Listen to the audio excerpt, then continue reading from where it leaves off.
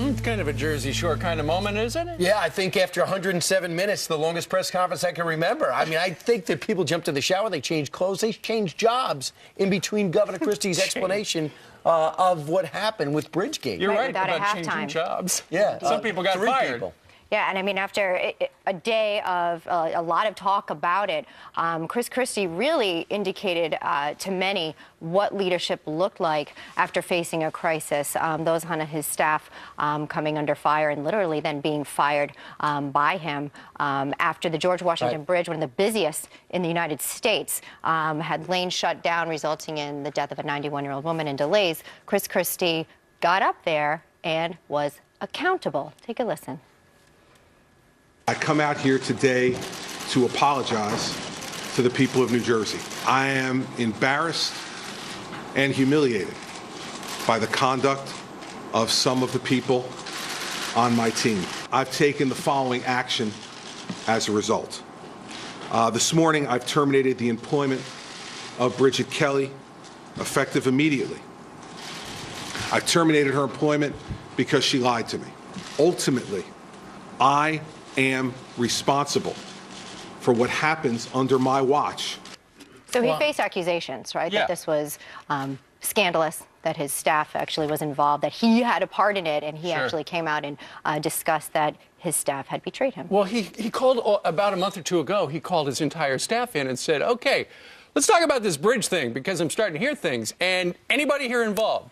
He took 1 hour. Nobody said they were involved, and these emails started popping up. Next thing you know, he did what crisis managers tell you to do. Assess the problem, then go out there and do something about it. He went out, he apologized to the people in New Jersey, the people involved, and then he announced that he had fired people. This is a little different than what the President of the United States has done in the past. For instance, we're going to play two instances. One involves Hillary Clinton, and the other is going to mention Susan Rice. What did Susan Rice do after she went out and lied on television on 5 different networks?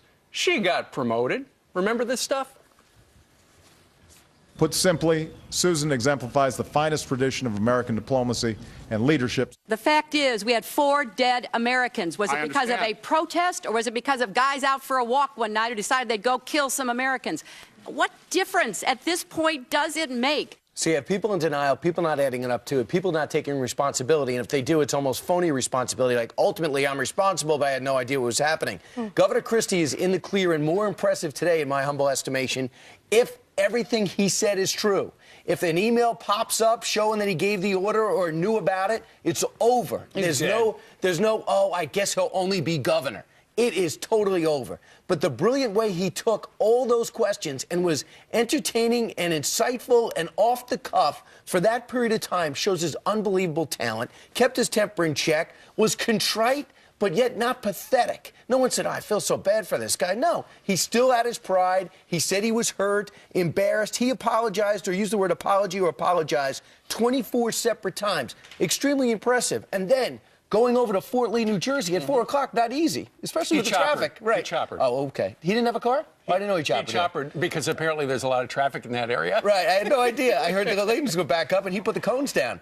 But, you know, he went over and then he took a risk because the Democratic mayor was mad at him the day before. And this time he said, listen, I take a guy at his word. They meet for 45 minutes, do a photo op, and he's out of there. Well, right, and there was a reporter, actually, that had mentioned that the mayor of Fort Lee might not want to even see him, right? So he said, even if he doesn't, I'm going to go there. It is my duty. It is the right thing to do to walk in and apologize to him and the people of Fort Lee. And apparently it was, quote, productive by their buddies there. He says he couldn't pick him out of a lineup prior to this incident. Now, keep in mind, Brian, you're absolutely right. If something else comes out, that's going to be bad, because he was emphatic yesterday. He said, look, I didn't know anything about it. These people told me lies, and they're gone. But the Department of Justice under Eric Holder is investigating whether or not any federal laws were broken. Of course, they don't have time to investigate that Benghazi thing, and I'm sure they're working real hard on the IRS thing. But and Fast and Furious. No. Oh, all that stuff. They're busy at the Department of Justice. But you had mentioned there's a story that you see a lot on the political left and on the blogs I'm referring to, and that is about this woman, a 91-year-old woman from Fort Lee, who apparently did die that day of the first traffic backup. Her name, Florence Geneva. She died. The response time was 7 minutes. Usually it's about 3 or 4 minutes. But her family has come out and said they don't blame this on the traffic jam. In fact, her son-in-law came out yesterday and said she was already passed when they showed up. Right. So, you know, when people say, look, Chris Christie's people had a big traffic jam and somebody died, somebody did die, but it was unrelated to the traffic jam, according to the family. Now, you don't have to wait till Sundays anymore for George Will to weigh in. He's at Fox, so immediately his instant analysis, worthy of a listen. Is the governor of New Jersey still a front runner to get the nomination for a Republican president? Let's listen. This serves him in 3 ways, however. It gave him a chance to look like what a president is, an executive. He actually acted and made decisions. Second, every campaign has a crisis sooner or later. Mr. Obama had the Reverend Wright crisis right in the middle of his campaign. So this gives him a sense of how to handle this. And third, it gives him a real taste of the scrutiny that comes with presidential politics.